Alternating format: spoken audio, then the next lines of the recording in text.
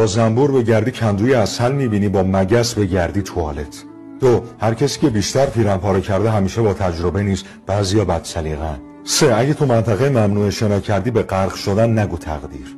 اگه دستایی رو که بهت نون میدن و گاز بگیری محکوم به بوسیدن پاهایی میشی که لگدت میزنن. 5. آغوش عنکبوت فقط برای طعمه هاش بازه. 6. هر وقت با حرف کسی نظرت نسبت به شخص دیگه عوض شد بدون از سن فقط عددشو داری. 7. سوزن خالی کاری ازش بر نمیاد اگه دوختتت بدون یه جایی بهشون نخ دادی.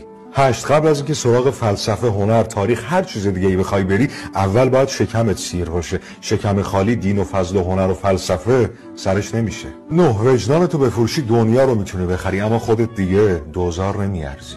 شماره 10. پدرها حرفای نامفهومی میزنن که بعدش روزگار اونو برامون توضیح میده. این کلیپو بفرست به اولین نفری که به ذهنت رسید تا اونم این حرفا رو بشنوه.